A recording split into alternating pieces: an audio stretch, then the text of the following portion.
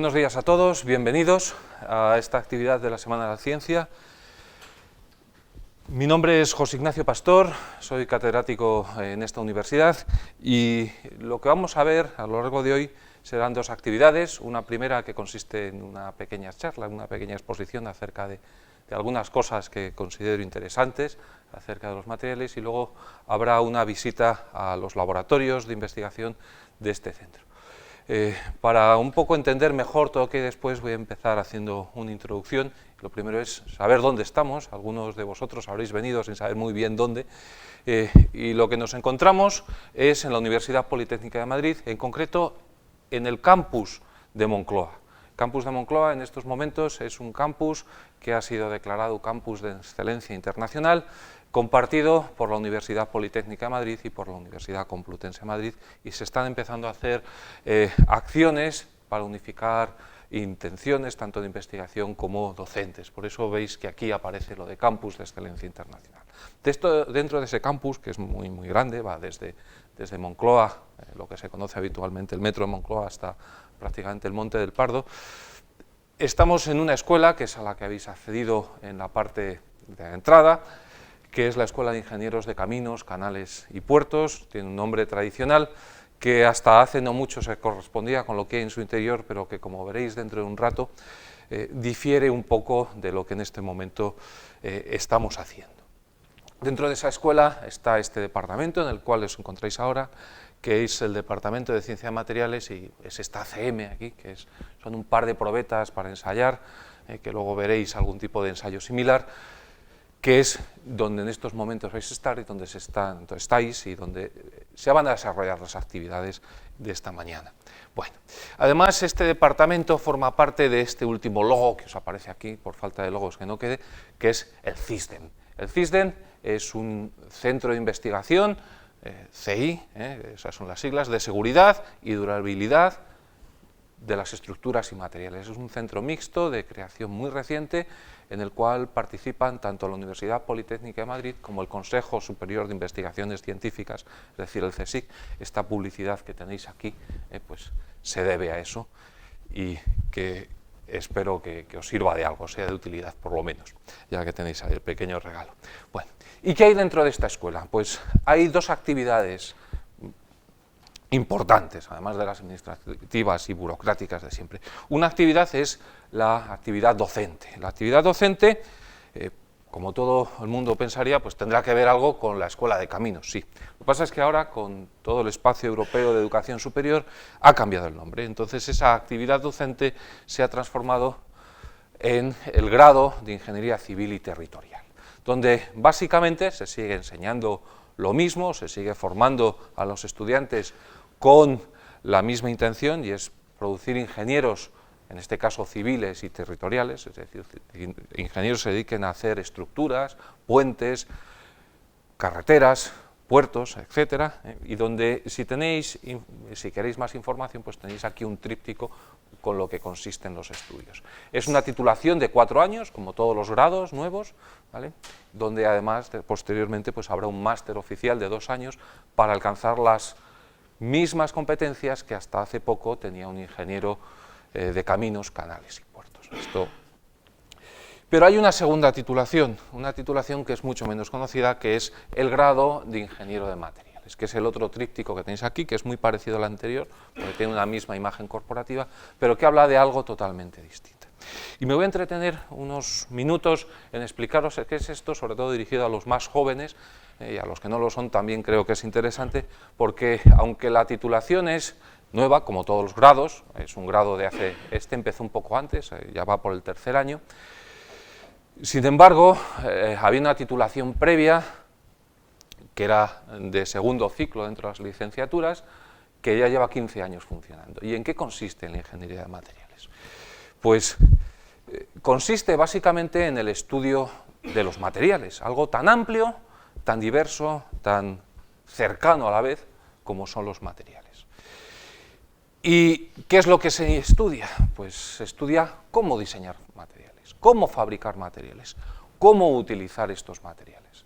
Es decir, no solamente se trata de hacer mezclas más o menos a partir de principios químicos y a ver qué sale, sino se trata de ir más allá.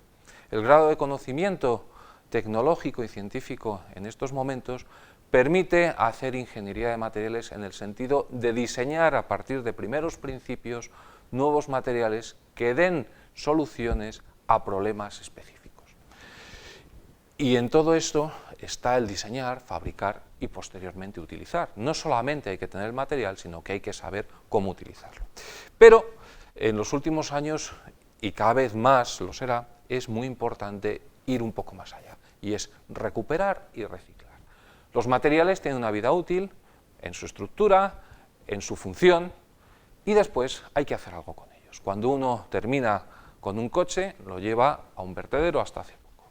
Ahora ya no se puede, ahora hay que coger ese coche y hay que separar cada una de sus piezas, metales, plásticos, materiales compuestos, todo tipo de materiales que haya, tratar de clasificarlos y tratar de darlos una buena vida. Una nueva vida que a veces será reutilizarlos y en otros casos será transformarlos en otros materiales.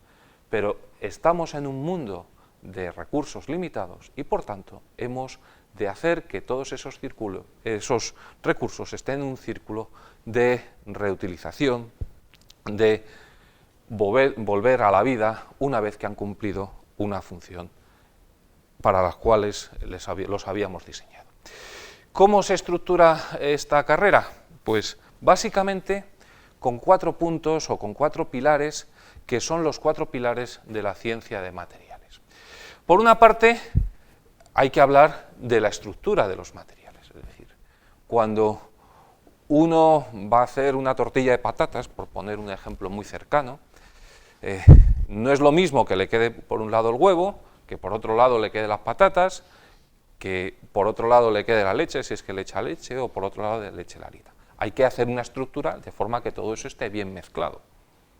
Va a ser muy importante para nuestro material que la estructura sea la adecuada a los fines que nos proponemos. También va a ser muy adecuado la composición. Cuando uno quiere fabricar un material, tiene que saber a partir de qué compuestos, de qué elementos, de qué materiales parte. El siguiente punto clave es cómo cogemos todo eso y lo damos forma. Eso es el procesamiento, la síntesis del material. Es decir, cómo a partir de los huevos y de las patatas y con un poco de aceite y temperatura hacemos nuestra tortilla de patata. ¿Vale? Que dependiendo de la estructura que tenga y de lo que hayamos echado, pues tendrá una textura, tendrá otra, tendrá en definitiva unas propiedades y un comportamiento en otro. Es decir, tendrá mejor gusto o será rechazada, será más dura, será más esponjosa. Bueno, depende de lo que queramos conseguir y depende de nuestra habilidad para controlar todo lo demás. Pues eso que quizás con un ejemplo muy simple, que es la tortilla de patatas y que todo el mundo puede hacer en casa, se ha dicho ahora, a gran escala es lo que se hace en un proceso de fabricación de materiales. Bueno, un poquito más, unas pinceladas más acerca de esta titulación. Bueno, podéis ver aquí que hay materiales muy diversos. Aquí esto es la estructura de un polímero, esto sería de un metal, aquí tendríamos de un material compuesto. Quizás lo más visual es ver aplicaciones. Los materiales están presentes en todo. Están presentes en las estructuras, cuando uno quiere hacer un puente, están presentes en la tecnología aeroespacial, cuando uno quiere hacer un avión o uno quiere hacer un cohete que vaya al espacio. El reto fundamental es el desarrollo de nuevos materiales que nos permitan ir más allá, nos permitan hacer puentes más largos o nos permitan hacer vuelos más baratos o nos permitan llegar al espacio de una forma más segura. Otro ejemplo serían los coches de Fórmula 1 o algo más cercano que todos vemos cuando viajamos por carretera son los nuevos generadores de energía eólica, ¿no? Eso es uno de los retos que tenemos por delante y que después nos volverá a aparecer. En esta titulación tenemos algunas singularidades. Una de ellas es que tenemos una intensa actividad de intercambio de estudiantes con otros centros. En este momento tenemos estudiantes de China, de Francia, de Estados Unidos y seguro que se me olvida algún otro país. Y es el primer año que hacemos el intercambio. ¿Por qué? Porque eso lo hacemos en el tercer curso. En el tercer curso lo que ocurre es que el curso entero es en inglés. No es que haya una asignatura de inglés específica en la carrera, sino que para que el alumno pueda llegar a tener una formación integral en inglés, qué mejor que todas las asignaturas durante un año completo sean en inglés. Bien cursadas aquí o bien durante ese año, un semestre, se puede ir a una universidad con las cuales tenemos acuerdo de intercambio en Europa o en Estados Unidos o en China, si es el caso. A cambio, la ventaja es que también es más fácil que estudiantes de fuera vengan aquí y se produzca un intercambio que es muy interesante y muy enriquecedor sobre todo. Y por último, y eso será el siguiente año, el cuarto, hay prácticas en empresas que pretendemos que lleguen a todos los alumnos de forma que sea mucho más sencillo luego la incorporación en la vida laboral. Bueno, hasta aquí la parte de introducción. Lo que sí agradecería, si cualquiera de vosotros tiene una duda o cualquier pregunta, me vayáis interrumpiendo y lo vayáis haciendo, no esperéis al final. Vale. La segunda parte, y es a lo que nos dedicamos, además de la docencia, es investigar, ¿no? Y la pregunta es, ¿qué es investigar, ¿no? Es decir, bueno, uno puede coger y irse al diccionario, es decir, que nos dice el diccionario que esto viene del latín investigare, y nos dicen que aclarar la conducta de ciertas personas sospechosas de actuar ilegalmente, ¿no? Entonces uno lee eso y dice, nada, eso es una película de espías, ¿no? Seguro. O más cercano, pues, a una película de estas, nos salen algunas señoras tratando de resolver problemas irresolubles en la vida real. Bueno, la realidad está mucho más cercana a otras cosas, y en la segunda acepción del diccionario lo que dice es realizar actividades intelectuales y experimentales de modo sistemático, es decir, no vale un rato aquí, otro rato allá, con el propósito de aumentar los conocimientos sobre una determinada materia. Es decir, lo que queremos es, en definitiva, saber más sobre algo, ¿no? Y uno tendería a pensar que el investigador pues, es un señor viejecito, que se ha leído muchos libros y sabe muchas cosas, y quizás eso es lo más alejado de la realidad en estos momentos, tanto en la universidad como en el sistema de investigación español. Lo que tenemos es montones de jóvenes que lo que tienen es curiosidad, y lo que se hacen son preguntas que no están resueltas, preguntas cuya respuesta no están en los libros, y eso es lo que de verdad es investigar, y es mi hilo conductor en lo que va a ser la charla a lo largo de esta mañana. Haceros preguntas y tratar de que penséis y que las respondáis, ¿no? Así que hemos visto que investigar es hacer y hacerse preguntas, es tratar de responderlas. ¿Y dónde investigamos? Pues se puede investigar en múltiples campos, ¿no? En química, en física, matemáticas, biología, que quizás sea lo más tradicional, pero también se investiga en economía, en psicología, en sociología, en deporte. Hay investigación para mejorar el rendimiento deportivo, ¿no? En filosofía también se investiga, filología, arquitectura, en las cuestiones diarias de la vida. Seguro que vosotros os preguntáis, ¿y por qué me ha pasado esto alguna vez? ¿No? Y en nuestro caso en concreto nos centramos la investigación en materiales, ¿no? Y una de las líneas de investigación en las que nos centramos es en materiales para la energía. ¿Por qué? Pues porque uno de los mayores retos que tiene la humanidad en estos momentos es dar respuesta a una, diría, incansable, si es que se pudiese atribuir esto a la demanda, una incansable, este atributo a la demanda, a una incansable demanda de energía por parte de la humanidad. Hace unos pocos días, todos habréis visto en los periódicos, que se decían que teníamos el habitante 7.000 millones, ¿no? Salían a continuación, es decir, nadie se preocupe porque hay alimentos para todos. Y es cierto, probablemente con la producción actual de alimentos, si se utilizase bien, nos daría no para 7.000 millones, sino probablemente para 14.000 o para 20.000 millones. Pues no hay problema. Es un planteamiento quizás demasiado simplón. Sí que hay problema, porque nosotros en estos momentos no vivimos solamente de la comida, vivimos esencialmente gracias a la energía. Y pensémoslo. Nada más levantarnos, nos suena un despertador, miramos el reloj, encendemos la luz, calentamos la comida, tomamos un transporte público, nos ponemos una ropa. Todo eso implica cantidades inmensas de energía que estamos consumiendo. Ahora mismo, por el hecho de estar aquí, estamos consumiendo un montón de energía para iluminación, para calefacción, para el proyector, para la filmación, es decir, estamos siendo auténticos devoradores de energía. Y la pregunta es,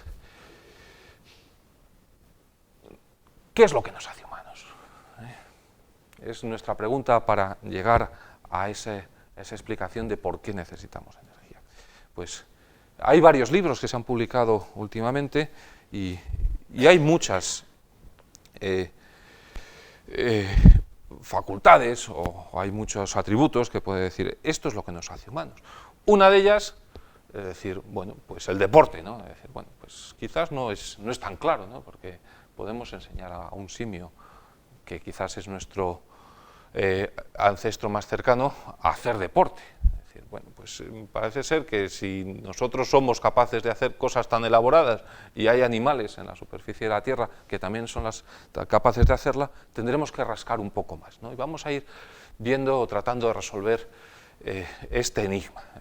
Quizás sean las emociones y los sentimientos, pues si alguien tiene una mascota, alguien tiene un animal de compañía en casa, se dará cuenta que son capaces de transmitir muchas emociones y sentimientos, y si uno además se va a un zoológico o lee un poco sobre etología de los simios, ve que la diferencia quizás sea en el grado, en la intensidad, pero son capaces de expresar muy claramente dolor, alegría, incluso algunos de ellos son capaces de adoptar a otros animales y cuidarlos, como es el caso de esta chimpancé en un zoológico donde estuvo cuidando durante muchos meses a un tigre blanco.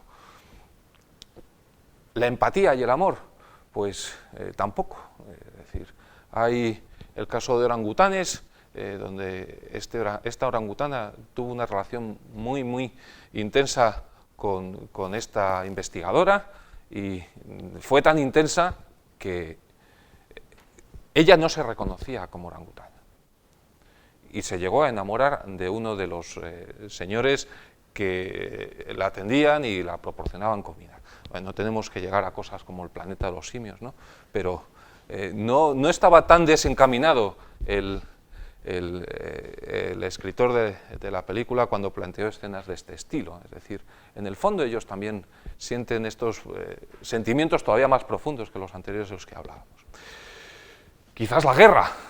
Bueno, si uno ve alguna tribu de babuinos o de mandriles, que son todavía más agresivos, hacen auténticas guerras entre agrupaciones familiares o incluso más extensas, que, volviendo al ejemplo de los planetas de los simios, no llegan a armarse porque no tienen esa tecnología en este momento, pero tampoco nos diferencia eso de ellos. La genética, uno podría decir, no, es que nuestra genética es muy distinta, seguro que todos lo habéis visto, la diferencia entre el ser humano, el chimpancé, en particular el gorila un poquito más, no difiere más de un 3%, es decir, genéticamente somos casi idénticos. Quizás la reorganización de los pares de genes, los errores, algunas cosas nos diferencia un poco, pero si fuésemos capaces de manipular genéticamente con pequeños cambios, pues tendríamos prácticamente lo mismo. Uno podría decir el lenguaje y la cultura, ¿no? Es decir, nosotros somos capaces de hablar, ellos no. Bueno, esto está muy entredicho. Ellos sí que hablan, tienen un lenguaje. Tanto es así que la orangutana esa que veis ahí atrás, que os decía que se había enamorado de su cuidador o de uno de sus cuidadores, al cual le consideraba su pareja, esto lo contó, lo expresaba, porque a esa orangutana le habían enseñado el lenguaje de signos. Y ese lenguaje de signos le permitió tener más de 600 palabras de vocabulario. Esto no hubiera sido posible si ese animal no hubiese tenido previamente esos conceptos en su cabeza. Lo único que se le enseñó es a ligar ese concepto con una serie de manipulaciones de sus manos. Es más, consiguió, a un hijo que tuvo, enseñarles el lenguaje, es decir, son capaces de transmitir cultura. Pues cada vez me lo pones peor. Y el uso de herramientas, pues tampoco nos sirve. Veis aquí unos simios que están yendo a un termitero con unos palos, además palos que les dan una forma específica, y cogen termitas y se alimentan de ellas. Están fabricando herramientas y además se enseñan unos a otros a fabricar herramientas. Volvemos al punto anterior. Hay una cultura transmitida porque hay otros animales de la misma especie en otros sitios donde todavía no han adquirido esa cultura, no saben fabricar esos palos. Y llegamos a donde quería. Quizás sea el uso de la energía. Fijaros que los humanos hacemos un uso extensivo de la energía, a todas horas, y probablemente desde que se nos puede llamar humanos. Es decir, ¿y dónde está ese límite? ¿Por qué la energía nos ha hecho más humanos o nos ha permitido diferenciarnos más de los animales? Pues todo empezó con el descubrimiento del fuego, ¿no? El descubrimiento del fuego, todo el mundo dice que probablemente pues, fue debido a un rayo que cayó en algún momento dado y que prendió. Prendió de alguna forma y en algún momento a algún homínido hace unos 2 millones de años, o 1 millón de años, entre 1 y 2 millones de años, se le ocurrió recogerlo y llevarlo entre sus manos. Las religiones normalmente suelen recoger todo esto a través de distintos mitos, como el mito griego de Prometeo, ¿no? Donde además luego era castigado por haber entregado el fuego a los hombres. Bueno, es una buena analogía. Si el fuego entregado a los hombres es lo que les ha hecho hombres, quizás ese fuego, ese uso de la energía, es lo que nos ha permitido llegar a donde estamos, ¿no?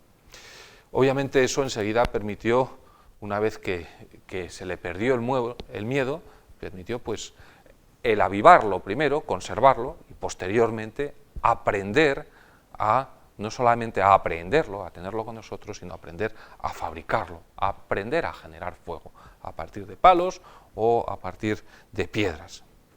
Bien. ¿Qué nos da el fuego? ¿Qué nos da la energía? ¿Qué ventajas tiene ese uso de la energía? Pues el primero y más claro es la protección, ¿no? Si uno tiene un dominio del fuego, todos habéis visto en los libros escolares, en los libros de cuando uno es más pequeño, como el hombre primitivo trataba de defenderse con el uso del fuego, lo cual probablemente fue muy anterior al uso de armas en el sentido de tener una punta en una lanza que bien sea de piedra o mucho más tarde de metal, ¿no? Es decir, probablemente fue esta la forma más realista de defensa frente a agresores en un primer momento, ¿no? La segunda parte es que nos da calor, ¿no? Bueno, eso está claro para todos nosotros porque en los fríos días de invierno enseguida buscamos el calor, el refugio, y ese calor pues tiene dos ventajas. Primero, pues que nos evita enfermedades, es decir, si tenemos un sitio donde nos podemos refugiar, como una cueva, donde somos capaces de prender un fuego y mantener eso con una cierta cantidad de energía a través del calor desprendido por esta madera que se quema, pues será menos fácil que nos enfermemos. Incluso si nos enfermamos, será más fácil el poder recuperarnos.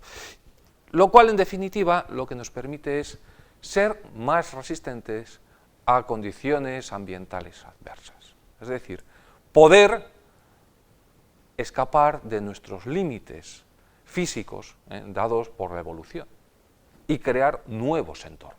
En definitiva, las ciudades en las que vivimos son ciudades construidas usando cantidades ingentes de energía que lo que han hecho es modificar el entorno natural para crear otro entorno que nos sea más fácil, más cercano, más simple para nuestra vida. Aunque lo consideremos habitualmente muy agresivo por otros motivos, ¿no? Pero pocos estaríamos dispuestos a volver a una cueva sin fuego y solamente utilizando los recursos naturales. Eso sí que sería realmente mucho más duro. Pero quizás lo más determinante de todo, del uso de energía, fue que permitió a los primeros humanos cocinar los alimentos. Es decir, bueno, ¿y esto? Si ya tenían alimentos naturales, sí, pero el cocinar los alimentos permite de modo inmediato mejorar la alimentación. ¿Por qué? Porque un alimento cocinado permite, por una parte, mayor asepsia. Estamos eliminando posibles infecciones. Resulta mucho más fácil de digerir. La carne es muy dura. De hecho, comer carne cruda directamente de un animal recién muerto resulta muy indigesto. En muchos casos lo que se hacía en muchas culturas es dejar que esa carne se pudra un poco, sobre todo cuando son animales muy grandes, pues no resulta muy difícil de digerirla, ¿no? Recordad, los mongoles siempre llevaban parte de carne debajo del asiento de sus caballos, para que con el trote esa carne se fuera ablandando y al final, al cabo de unos días, se la podían comer, pero no con el animal recién muerto. Y sobre todo, pasa una cosa, y es que si tenemos mejor alimentación, los alimentos son más fáciles de digerir, lo que resulta es que nuestros intestinos no tienen que ser tan largos. Me parece una tontería, pero es cierto. Es decir, si nosotros tenemos algo muy difícil de digerir, ¿qué vamos a necesitar? Unos intestinos enormes para tener un proceso digestivo muy largo. Sin embargo, algo cocinado, algo a lo cual se le ha dado energía, lo hemos transformado en algo mucho más digestible y no tenemos esa necesidad de intestinos más largos. Pues probablemente fue el uso primigenio de la energía para transformar un material muy simple, que era el alimento de cada día, el que permitió un aumento y especialización cerebral. Es decir, anda, ¿puede ser eso? Hombre, pues sí, si estamos quitando recursos del sistema digestivo, lo podemos llevar al sistema de procesamiento, al sistema de pensamiento. Y probablemente esto, en opinión de muchos antropólogos, fue el detonante de un nuevo paso en la evolución. Así que, fijaros que la energía y los materiales están íntimamente ligados con el nacimiento, probablemente, del ser humano como especie. Es decir, bien, pues ya tenemos el origen de dónde venimos. Ahora lo que tenemos que ir viendo es hacia dónde vamos. ¿De dónde obtenemos esta energía? Pues durante millones de años la energía básicamente provenía del fuego. ¿Por qué? Pues porque era muy fácil quemar madera. Es decir, quemar la encina del monte lo hemos estado haciendo hasta hace nada. Incluso a todos nos gusta hacer una fogata en el campo o coger un poco de carne y hacer un asado con madera, porque tiene un olor que probablemente nos recuerda a nuestros orígenes desde hace 1 millón o hace 2 millones de años, y que de alguna forma es casi un olor que identificamos genéticamente, ya hemos metido en nuestro cerebro desde muy atrás. ¿Hay más formas de obtener energía? Sí. La otra parte es a partir de otros seres vivos, y es algo que con posterioridad, desde hace unos 100.000 años o más, se ha estado haciendo, bien a través de animales domésticos o bien a través de la esclavitud. Ahora nos horroriza mucho la idea de la esclavitud, y está muy bien que esto sea así, pero hasta hace muy poco, incluso nada, porque hay países donde todavía hay regímenes de trato de las personas, sobre todo a niños y a mujeres, de esclavitud o semi-esclavitud, era algo muy normal, y no se entendía una economía sin seres humanos esclavos. En Grecia era impensable, en Roma no digamos, en la Edad Media era algo muy frecuente, y fijaros que hasta hace 100 años, con la guerra de secesión en Estados Unidos, era algo que incluso moralmente muy poca gente se lo planteaba. Era necesario porque era una fuente de energía, la mano de obra esclava, porque era muy fácil. Y en algo parecido hemos estado con los animales domésticos. En algún momento llegamos a decir, no podemos esclavizar a los animales para que trabajen por nosotros. ¿Por qué? Pues básicamente porque ¿por qué hemos hecho eso? Básicamente porque no hemos sido capaces de usar energía de mejores formas. Los únicos intentos son relativamente recientes, es usar los recursos naturales, el agua y el viento, para tener molinos que tenían una capacidad de transformación de energía muy limitada y muy primaria. Solamente ha sido a partir de la revolución industrial cuando nos hemos permitido ir quitando de esa esclavitud, primero a los seres humanos y poco a poco a los animales domésticos. Y la pregunta es, ¿cómo podemos aprovechar mejor la energía? La energía no es ilimitada. Todos sabéis que la energía ni se crea ni se destruye, simplemente se transforma. Habrá que tomarla de un sitio o de otro. Bueno, la primera gran revolución en el uso de energía en tiempos recientes, obviamente la primera fue el fuego, fue la revolución industrial, ¿no? Con la creación de los motores de combustión interna. Fijaros que eso que nos parece algo tan habitual, porque todos vamos en coche, en autobús, en avión, es algo muy, muy reciente, tiene poco más de 200 años. Lo primero, como todos sabéis, fue la máquina de vapor, donde se usaba básicamente madera y después carbón. Para que os hagáis una idea de lo que esto supuso, en el siglo XIX, 1/3 de la superficie de Inglaterra estaba dedicada a la producción de madera para las máquinas de vapor, bien los ferrocarriles o bien los sistemas de generación de energía para hacer trabajar a las fábricas. Hoy eso nos parece algo disparatado. Es decir, y podemos poner 1/3 de paneles solares en España. Es decir, no, hombre, va a quedar horroroso. Pues hace poco más de 150 o 200 años en esa situación se vivía en el Reino Unido. Obviamente eso nos ha llevado a cambiar toda la orografía de los países más desarrollados, porque hemos hecho un uso muy intensivo de la madera. Luego vinieron un poco después el motor de Otto. El motor de Otto no es ni más ni menos que el motor de explosión de los coches habituales, ¿no? O el motor diésel, que es el motor de los motores, de los coches diésel, ¿no? De los camiones. Y un poco después el motor eléctrico, ¿no? Fijaros que hay una diferencia muy importante. Estos 3 motores lo que están haciendo es quemar algo. Seguimos con la idea ancestral de quemar los recursos que tenemos a nuestra disposición. Y además quemarlos muy mal, extraordinariamente mal. El motor eléctrico, sin embargo, no hace eso. Lo único que hace es transformar energía eléctrica en energía mecánica. Y esto lo hace de forma muy eficiente. Es decir, deberíamos usar, siempre que nos fuese posible, motores eléctricos. El problema es que no sabemos generar bien electricidad. Porque ¿cómo se genera electricidad? Quemando cosas. Habitualmente lo que hacemos es tener centrales donde quemamos carbón, donde quemamos petróleo, donde quemamos gas, donde quemamos uranio. Una central nuclear lo único que hace es quemar uranio. Bueno, pues vamos a seguir haciéndonos preguntas. La pregunta es decir, bueno, si tanta demanda tenemos de energía, ¿cómo obtener más energía, ¿no? Bueno, pues seguir quemando combustibles fósiles. ¿Qué problema hay? Me diréis, es que se van a acabar. Pero, ¿tenemos alguna alternativa? Bueno, la energía hidroeléctrica es una alternativa, sí, pero ya no nos caben más presas. Es decir, ya se están construyendo las últimas grandes presas en el mundo, ya no hay más ríos, ya no se pueden hacer más embalses, la mini hidráulica también está llegando a su límite. ¿Es suficiente con todo esto? Pues no, podemos usar las renovables, pero las renovables también, es decir, uno no puede poner más molinos de viento. Es decir, ¿se nos va a acabar la energía? ¿Tenemos suficiente con eso? La respuesta habitual es que no, pero la respuesta real es que sí. Aunque uno se quede un poco, como este niño ahí, diciendo, ¿qué pasa? ¿Me estáis engañando? Sí, la respuesta es que tenemos cantidad de energía disponible más que de sobra.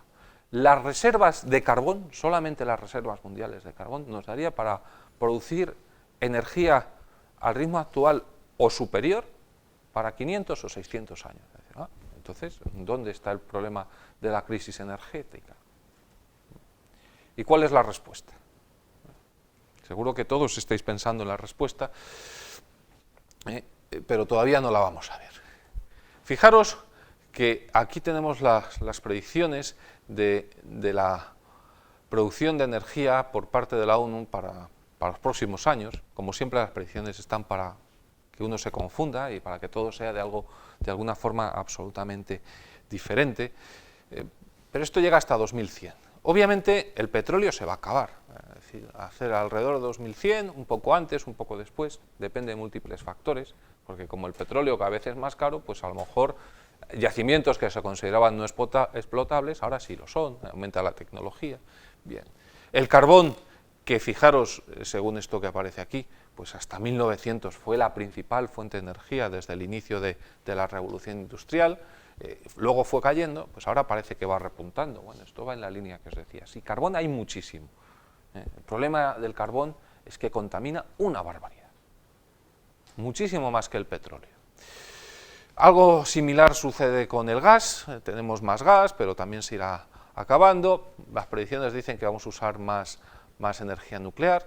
La energía hidroeléctrica veis que más o menos es constante, y bueno, pues van a ir surgiendo otras energías, como la solar, la biomasa y otras nuevas que aparecerán, pero fijaros que en el cómputo global, si cogemos desde aquí hacia abajo, estas que son las que se tratan de quemar algo, siguen siendo las mayoritarias, y la predicción es que durante los próximos años sigan siendo las mayoritarias. ¿Cómo va a aumentar la demanda? Pues no lo sabemos exactamente, hay muchos escenarios. En el escenario peor es que si no cambiamos las energías, nuestro uso de la energía, pues fijaros que la demanda actual, estaríamos pues más o menos aquí, 800 trillones de julios, una barbaridad de energía, pues probablemente para el 2050 se haya duplicado o quizás triplicado. Si se ponen escenarios de uso más razonable de la energía, que sería el A, pues podemos disminuir eso y solamente aumentar un 50%. Si nos vamos a escenarios más estrictos, donde seamos capaces de aprender y generar sistemas de producción de energía más eficientes, pues quizás con la producción que tenemos en estos momentos, podríamos, con ligeros aumentos, ser autosuficientes en energía sin necesidad de aumentar mucho los recursos. Bueno, ¿cuál es el problema? Si tenemos energía suficiente, incluso en el caso de que la usemos muy mal, el problema es la sostenibilidad del planeta. Es decir, si seguimos consumiendo tanta energía y de tan mala manera, por decirlo de alguna forma, lo que vamos a conseguir es agotar nuestros recursos y, sobre todo, crear un problema de contaminación ambiental irresoluble en el futuro. Es decir, que nos lleve a no poder habitar nuestro propio planeta. Eso no quiere decir que vayamos a acabar con la vida en el planeta. Habrá muchas otras especies que puedan vivir, es más, habrá algunas que sean beneficiadas de todo esto. Fijaros que, por ejemplo, las plantas, el CO2 les va muy bien. Es decir, nosotros nos alimentamos de excrementos de las plantas, y el excremento de las plantas es el oxígeno. Es decir, así de claro. Es decir, somos sus parásitos. Nosotros nos podremos morir como especies, pero las plantas seguirán ahí y muchas especies animales también. Bueno, esto es lo que puede suceder, ¿no? Fijaros que esta fotografía de 1928, esto es un glacial en el norte de Groenlandia, pues muestra claramente lo que estamos haciendo. En poco menos de 80 años ha habido un retroceso impresionante de esos glaciares. Lo que antes eran superficies nevadas y completamente congeladas, en estos momentos son un lago donde se podría habitar perfectamente porque no hay hielo. Y eso ocurre a escala planetaria. ¿Qué podemos hacer? ¿Cuál es la respuesta? Pues una primera es consumir menos. Es decir, vale, consumir menos, pero ¿qué pasa? Pues que casi nadie está dispuesto a vivir peor, a vivir con menos energía. Es decir, consumir menos implica, a lo mejor, no tener que ducharse todos los días, o a lo mejor no poder poner la calefacción o ducharse con agua caliente, o no poder poner la calefacción siempre que uno quiere, o no poder cambiar de coche tan fácilmente, o tener que ir más veces andando, o limitar el acceso a ciertos recursos. Y por otra parte, tampoco podemos limitar el acceso a los recursos, al crecimiento, al desarrollo de los países más pobres, aquellos que han llegado a esta revolución tecnológica y esta revolución de la energía, pues 2 siglos después que los países que lo hemos hecho antes. Es decir, no podemos decir a India o a China o a Mozambique, por poner ejemplos más o menos extremos, aquí te paras y no puedes consumir más energía y nosotros seguimos consumiendo la que tenemos. Eso éticamente es inasumible. Lo que sí que podemos hacer es tratar de consumir mejor. ¿Y cómo podemos consumir mejor? Pues básicamente usando nuevas fuentes de energía, por un lado, mejorando el rendimiento de los sistemas actuales de generación de energía, que como veremos son muy poco eficientes, son muy limitados, reduciendo las pérdidas en el transporte de energía. Pues para dar respuesta a esos 3 vectores, a esas 3 líneas, los materiales tienen mucho que decir. Y vamos a dar aquí algunos ejemplos, algunas respuestas que se están produciendo ya y que algunas están llegando ya a la calle, al gran consumidor, y otras lo harán dentro de no mucho. Otras les queda algo más y bueno, a lo mejor son sueños que nunca llegan a concretarse. Un problema claro, si uno mira al planeta Tierra desde el espacio por la noche, es la iluminación. gastamos muchísimo en iluminar. No es lógico que desde el espacio el norte de América se vea así. Es decir, uno podría definir prácticamente dónde están las grandes ciudades, dónde están las principales vías de comunicación, simplemente observando la Tierra por la noche.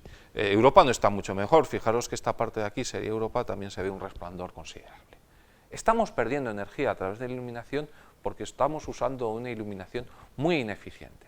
Fijaros que somos en estos momentos testigos de una revolución en la iluminación. Las lámparas incandescentes que nos han acompañado durante más de 100 años están desapareciendo. Dentro de poco no las veremos. Estamos sustituyéndolas por lámparas fluorescentes. ¿Son mejores? Sí, pero no son todo lo buenas que son. La próxima revolución ya está en algunas tiendas en la calle, es la iluminación LED.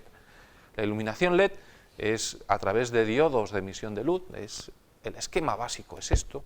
Lo que permite es tener lámparas que duran 25, 30, 100.000 horas, es decir, una barbaridad. Fijaros que una bombilla tradicional venía a durar como mucho unas 1000 horas, salvo casos excepcionales. Dando una cantidad de luz que es entre 10 y 20 veces mayor que la que daba una lámpara tradicional con el mismo consumo de energía. Es decir, bueno, pues algo podemos hacer. Si toda la iluminación mundial la transformamos en iluminación de este estilo, vamos a ahorrar en dos sentidos. Vamos a tener que producir menos bombillas porque duran 25 veces más o 100 veces más y consumen del orden de 10 veces menos. Es decir, aunque sea algo más caro producir esto, nos tiene en cuenta. La otra parte sería no hacer el tonto como hacemos. Fijaros que la iluminación de nuestras calles es muy ineficiente muchas veces porque lanzamos los focos de luz hacia el espacio, que es lo que está sucediendo aquí. Toda esa luz que perdemos tendríamos que saber reutilizarla, dejarla dentro de nuestras ciudades y ser un planeta oscuro que no se nos pudiera ver desde el espacio porque no perdemos energía, simplemente porque no sabemos usarla bien. Otra vía es el desarrollo de nuevas fuentes de energía. ¿Qué opciones tenemos? Pues una es la energía solar. Esto está muy de moda y es otra de esas cosas que ya están en la calle. Hay varios tipos de energía solar, ¿vale? Vamos a centrarnos dos. Una es la térmica. La energía solar térmica, ¿en qué consiste? Algo muy simple, es coger el sol, nos está iluminando, tenemos un país con una gran iluminación solar y llevarlo a un sitio donde queramos, por ejemplo, calentar agua, ¿no?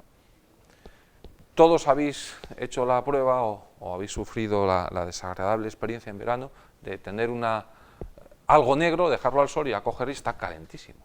Básicamente se trata de esto, coger un cuerpo que sea capaz de absorber mucha energía, el color negro ya sabéis que absorbe toda energía, transferirlo a un circuito con agua, el agua se calienta, esto lo pasamos a un depósito y eso lo podemos usar pues, para la ducha, para calefacción, ¿vale? Bueno, eso está muy bien, pero es una cosa muy local. Es decir, a nosotros lo que nos gustaría que es, pues lo que se transporta bien de la energía es la electricidad, ¿no? Pues transformar eso en electricidad. Bueno, tenéis aquí una planta de generación eléctrica a partir de ¿qué? De energía termosolar, de energía térmica solar. ¿Qué es lo que hace? Pues fijaros que usar espejos, multitud de espejos, centenares, en algunos casos miles de espejos. Lo mismo que habéis jugado todos en alguna ocasión. Son espejos ligeramente cóncavos que lo que hacen es focalizar todo eso en un punto, aquí. Fijaros que está muy brillante. Claro, al focalizar todo en ese punto, este punto se calienta enormemente. Fijaros que hacer eso, que parece una tontería y que la historia narra que de alguna forma ya lo hizo Arquímedes cuando trató de defender Siracusa del ataque de los romanos, ¿no? Que cogió unos espejos y concentró la luz en las velas para quemarlas, sea cierto o no. Bueno, la idea viene de allí, ¿no? Pero eso es todo un reto tecnológico en los materiales. Primero, por cómo fabricar estos espejos. Fabricar esos espejos con una precisión tal que seamos capaces de focalizar aquí no es fácil. Ha habido que desarrollar materiales que permitan hacer eso. Y la segunda parte, y es la más crítica, es, claro, cuanto yo más caliente esto, más energía voy a poder obtener. Pero si caliento mucho y pongo bronce o pongo aluminio, incluso si pongo acero, ¿qué va a pasar? Que se derrite. Hay que desarrollar nuevos materiales para absorber esa energía. Y uno de los desarrollos posibles es usar nuevos materiales cerámicos, que además sean negros, igual que sucede aquí en este equipo casero, sean capaces de absorber esa energía. Pero luego hay una segunda parte, es decir, aquí esto, como lo caliento 30, 50, 80 grados, si uno quiere, con el agua me sirve. Pero claro, si yo aquí tengo 1000 grados, lo cual no es nada descabellado, no puedo poner agua. ¿Qué le pasa al agua a 1000 grados? Se evapora, tenemos vapor. ¿Qué hay que hacer? Saber utilizar nuevos materiales, por ejemplo, metales líquidos, que nos sirvan para llevar esa energía al equivalente que tenemos aquí, al intercambiador de calor, al sistema que está aquí abajo, que nos va a permitir transformar ese calor en electricidad. ¿Vale? Todo eso ha requerido y requiere cada vez nuevos materiales que permitan trabajar a mayor temperatura. ¿Y por qué trabajar a mayor temperatura? Pues porque cuanto mayor es la temperatura, mayor va a ser el rendimiento de nuestro sistema. La otra parte, la energía fotovoltaica. Esto sería la panacea. Si pudiésemos trabajar con energía fotovoltaica sería estupendo, porque lo que hace una célula solar es algo tan simple como coger rayos de sol, luz, y transformarlo en electricidad. Fijaros que no hay ningún mecanismo móvil, no hay ningún fluido que se está moviendo, y todo es muy compacto. Es decir, anda, ¿y por qué no usamos eso más? Pues porque es muy poco eficiente y es todavía muy caro. Resulta que de cada vatio de energía, de cada julio de energía que nos suministra el sol sobre una de estas placas, en el mejor de los casos en estos momentos somos capaces de utilizar un 15%. El 85% restante de energía se nos escapa. Y estaría genial, porque eso es electricidad, que lo podemos llevar a una batería, lo podemos llevar a la red, podemos usarlo para cualquier cosa que queramos. Bueno, esto es uno de los retos que en estos momentos tenemos en la ciencia, ser capaces de fabricar y desarrollar nuevos materiales con una conversión más eficiente de la energía solar en energía eléctrica. En estos momentos hay desarrollos que permiten llegar al 30%, al 40%. Si pudiésemos llegar a placas solares con un 50% de aprovechamiento de energía solar, fijaros, solamente la mitad, no pedimos más, vamos a medias, la mitad lo usamos, la mitad lo desperdiciamos. A un precio razonable podríamos cambiar el panorama mundial de utilización de la energía. Porque, en definitiva, si pasamos del 15% máximo actual, que en muchos casos es peor, las celdas fotovoltaicas de primera generación eran un 5 o un 10, es decir, estamos multiplicando por 3, por 5, por 10 veces lo que tenemos instalado actualmente, todo cambiaría de una forma drástica, para bien en este caso. Otra de las vías posibles es la energía nuclear. Y la energía nuclear es con un apellido un poco distinto. Fijaros que aquí hablamos de energía nuclear de fusión. Las centrales nucleares habituales son las que todo el mundo ve y tiene mucho miedo, son centrales nucleares de fisión. Tiene mucho miedo, pero no debería. Pero bueno, ¿qué es lo que usamos aquí? Pues básicamente lo que usamos es la energía de las estrellas. Es decir, lo que está sucediendo en una estrella, lo que está sucediendo en nuestro Sol, no es ni más ni menos que la fusión de átomos, átomos de hidrógeno, de isótopos de hidrógeno, ¿no? Lo que hacemos es juntar deuterio y tritio, que seguro que todo el mundo sabe, son protones con un neutrón o un protón con dos neutrones, es decir, variaciones del hidrógeno, que eso es muy abundante en la naturaleza, los mares están llenos de deuterio y de tritio, juntarlos para formar helio, que es algo que no contamina en absoluto. Y a cambio, pues tenemos algo que no es muy bueno, pero sabemos más o menos cómo manejar, son neutrones, por ahí sueltos, los podemos parar, y energía. cantidades ingentes de energía. ¿Vale? La ventaja es que esto es ilimitado, tenemos unas cantidades brutales de hidrógeno del mar, de deuterio y de trito en concreto, y además no contamina. El problema es que por el momento es tecnológicamente muy complicado de conseguir. Aquí tenéis una imagen, esto es un reactor de fusión que ya se ha construido, experimental. Esto es un señor que está adentro y está pues limpiándolo y poniéndolo a punto. Se acaba de encender o se va a encender ahora el Joint European Torus, que está en el Reino Unido, y lo que hace en definitiva es conseguir un plasma, conseguir que solamente haya núcleos atómicos, esto pues sería un pequeño sol ahí metido, donde los electrones van fuera. Y el hecho de juntar esos átomos es lo que nos está dando energía. En Francia, en Caradas, se está construyendo el ITER.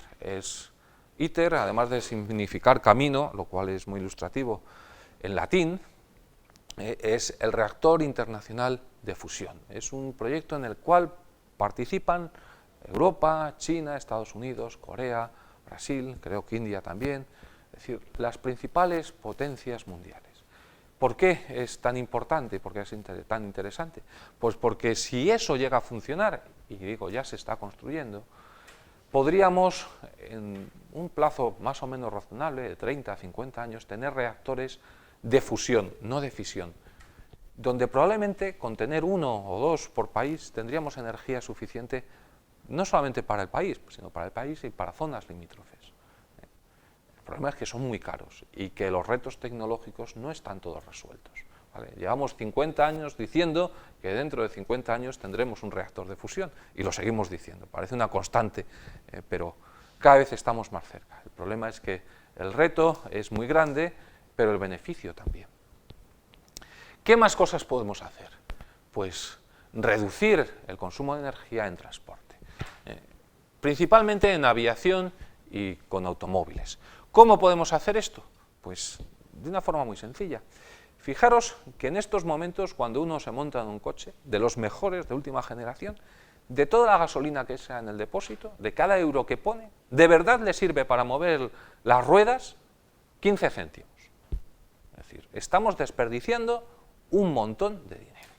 Es decir, de cada 150 euros que estamos echando, de cada 100 euros que estamos echando al depósito, realmente solamente usamos 15. Pues estos humanos están locos, diría un extraterrestre, ¿no? Es decir, estamos tirando el 85% de los residuos fósiles por la ventana.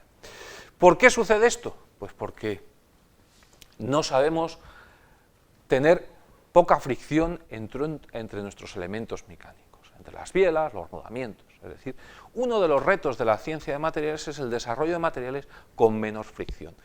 O, complementariamente o alternativamente, fabricar mejores lubricantes, que sean capaces de que esa pérdida de energía sea menor. Y también hacer que nuestros coches sean más ligeros. Fijaros que los coches están llenos de aleaciones ligeras. De hecho, un coche de tipo medio, un berlina tipo medio, pesa unos 2.000 kilos. Y uno dice, bueno, ¿y cuánto pesaba hace 10 años? ¿O hace 20? También 2.000 kilos. ¿Y qué pasa? ¿Qué hemos hecho mal? Porque ahora tenemos materiales mucho más ligeros que entonces. Antes no se usaba casi el aluminio de los materiales compuestos, y ahora sí.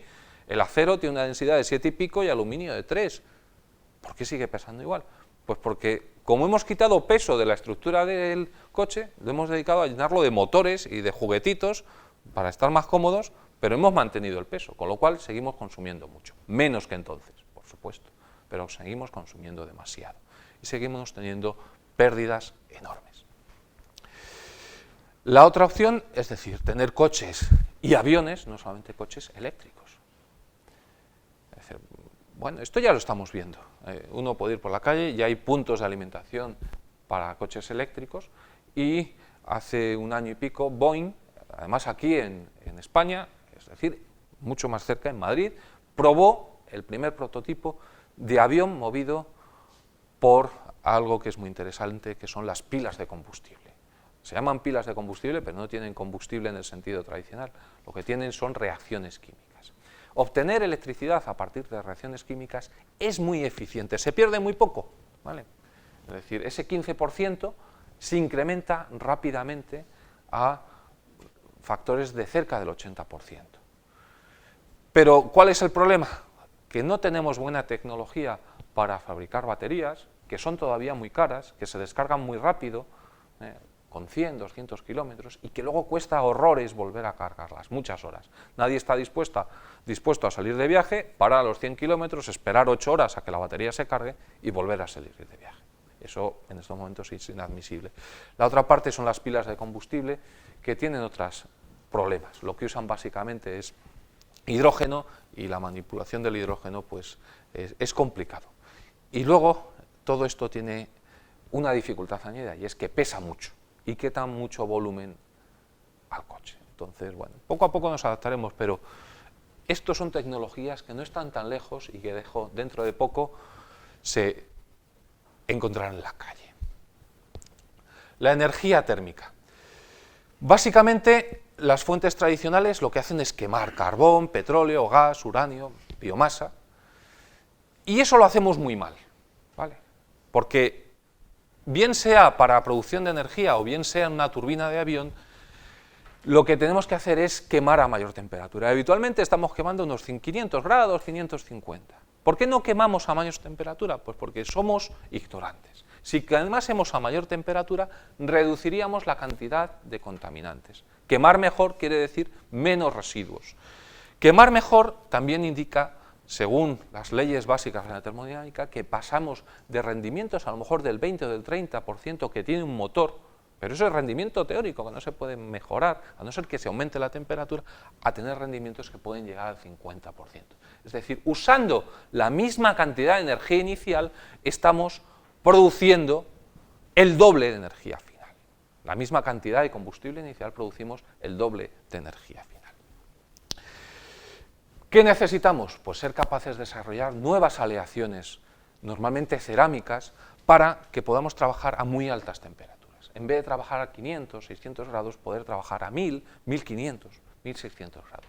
No está tan lejos. Está al alcance de nuestra mano tener una revolución en todos lo que son motores, tanto de aviones como de las cámaras de combustión de las fábricas o de las centrales energéticas. Y por último, tenemos la posibilidad de reducir pérdidas en el transporte de energía. Transportar combustibles fósiles es complicado y es peligroso. Somos locos llevando tuberías de gas de un lado a otro del mundo, porque en cualquier momento podemos tener un atentado y nos quedamos sin suministro, o que venga un líder político y nos lo corte, como pasa en algún momento, y todo un país o toda una región del mundo se queda sin energía. No sabemos tampoco almacenar bien la energía eléctrica, las baterías son muy ineficientes, y además entre el 30 y el 40% de la energía eléctrica que llega a nuestras casas se ha perdido por el camino, por efecto Joule, algo que probablemente todos sabéis, y que se debe básicamente a la resistencia que muestran los cables eléctricos al pasar la energía a su través. ¿Qué hacer? Pues buscar materiales que no tengan resistencia eléctrica y además permitan el almacenamiento de energía.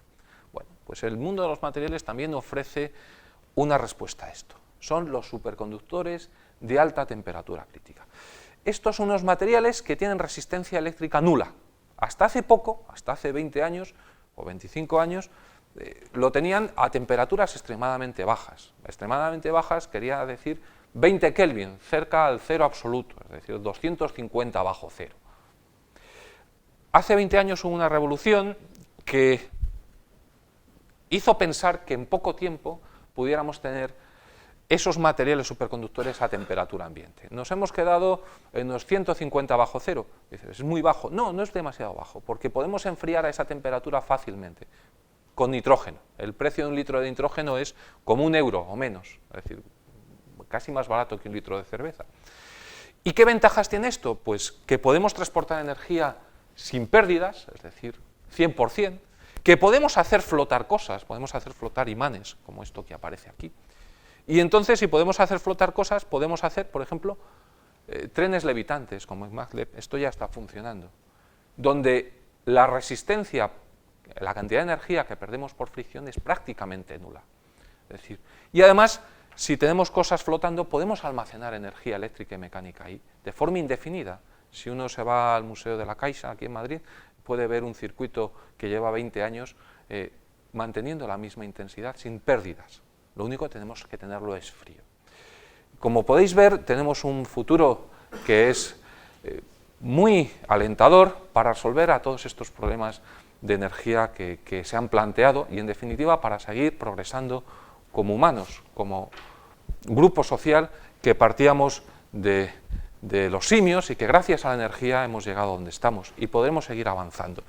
Como conclusión, he de decir que el futuro es de todos y que solo entre todos lo haremos posible, ahorrando y diseñando nuevos materiales para el uso eficiente de la energía. Bueno, si tenéis alguna pregunta, alguna duda, estoy aquí para lo que queráis.